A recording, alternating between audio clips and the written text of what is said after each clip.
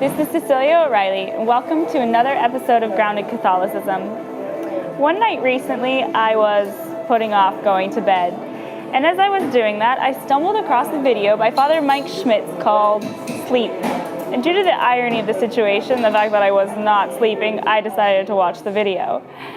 And one of the many funny and insightful things he said was, one of the two hardest things we have doing as adults, or that we really have to train ourselves to do, are the two things that we're always told to do as kids, which was feed ourselves and go to bed. And I thought, yeah, so nice as kids when you just always had somebody there to tell you the right thing to do, specifically parents. And even though I didn't appreciate it all at the time then, there's somebody that we could just completely entrust ourselves to, who are going to care and protect us, who were out for our well-being.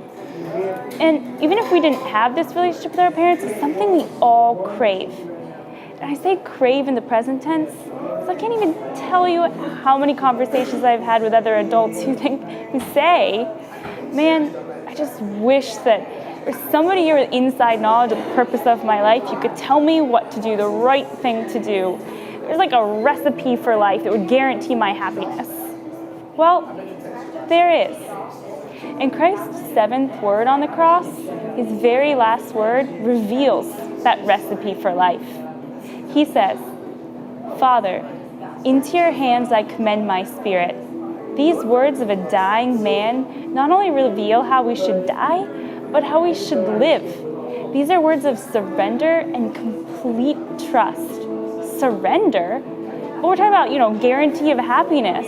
We need freedom for that. What is freedom? I love the way that G.K. Chesterton talks about freedom. He explains that freedom always entails surrender. Because what is freedom? Freedom to choose.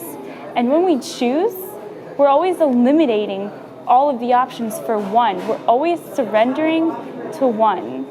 And if we don't choose, then are we actually exercising our freedom, or just surrendering or enslaving ourselves to the inability to choose?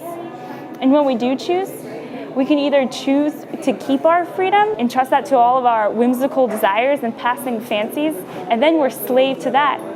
Or we can surrender to a loving Father who has our eternal happiness in mind, who knows exactly what our desires are and has the power to fulfill them. And when we don't turn to him, we're not only turning to something that can't satisfy and surrendering ourselves to that, but we are like little children who are spurning the affection of a loving embrace of a father just because we're not in the mood to love.